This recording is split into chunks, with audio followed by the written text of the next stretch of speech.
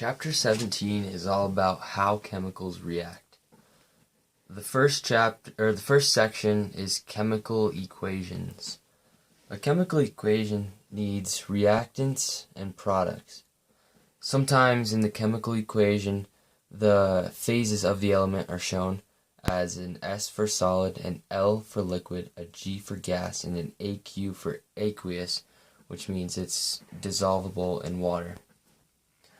If we look over here at the model, we notice that there are numbers in front of the reactants and products.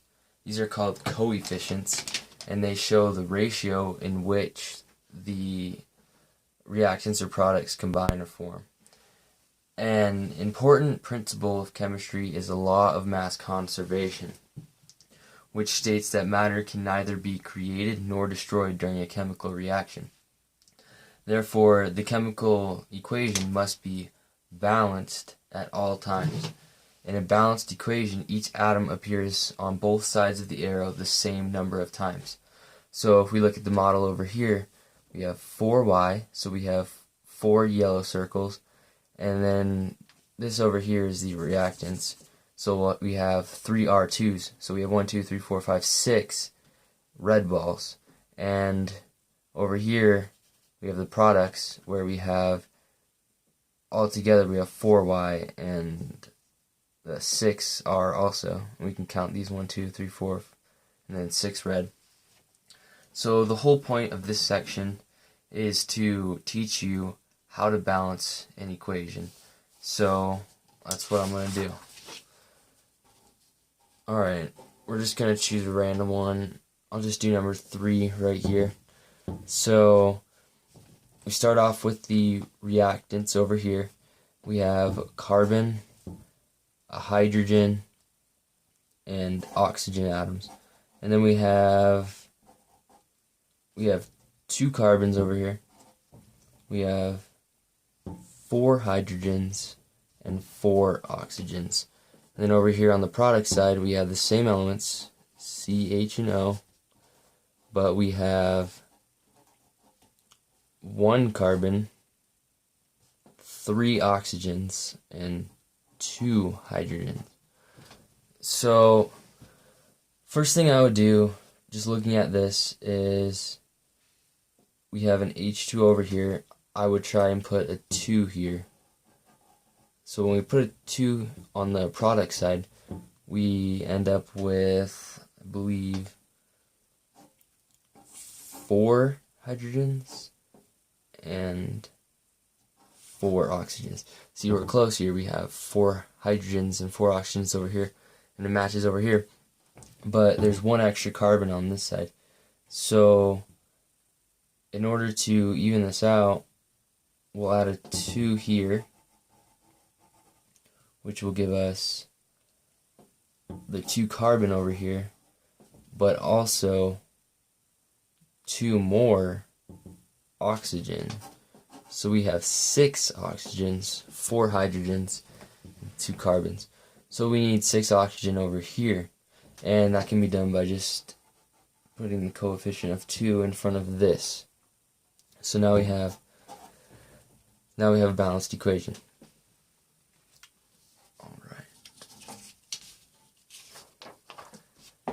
Next section is counting atoms and molecules by mass, which is 17.2.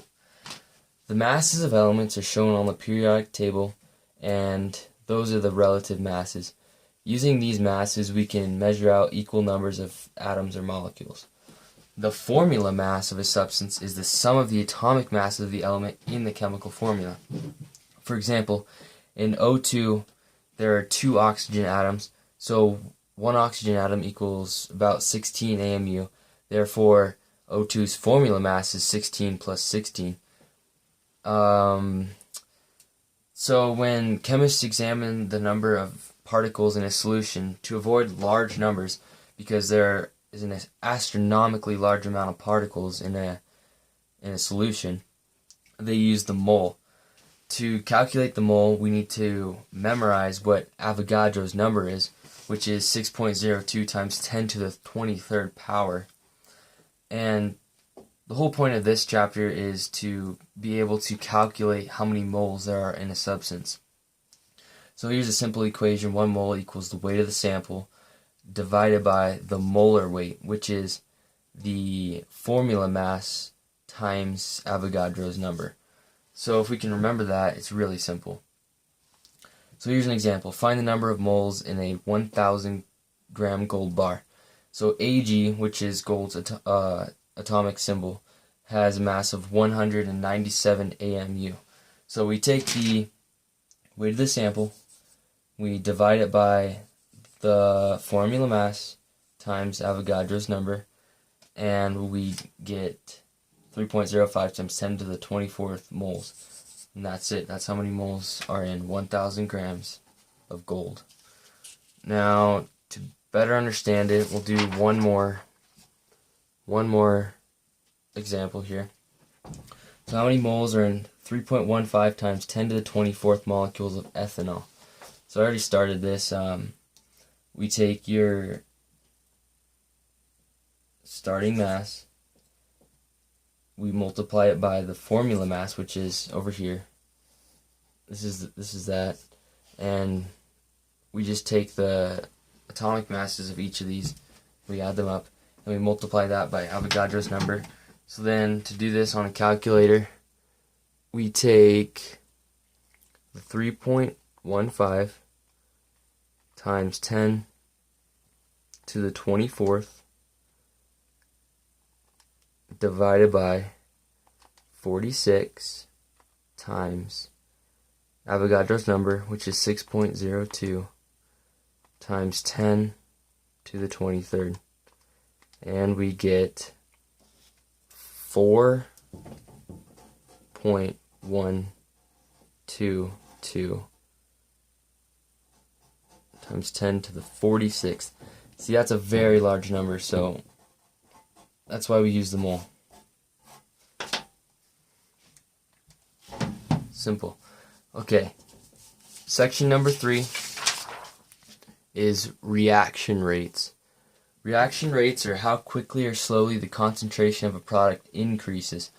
So here's some things we need to know about reaction rates. Reactant molecules move quickly and collide. If the number of collisions is increased, the reaction rate is also increased. Not all collisions between reactant molecules lead to products. The molecules must collide in a certain orientation to react, and the reactant molecules must collide with enough kinetic energy to break their bonds. The higher the temperature of the material, the faster the molecules move, thus creating a greater reaction rate. Another way to increase the reaction rate of a substance is to add a catalyst. Any substance that increases the rate of a chemical reaction by lowering its activation energy. Activation energy is essentially the minimum energy required to overcome the energy barrier, or the energy required for the initial breaking of the bond. And here in this model, we just have an increased concentration rate, and this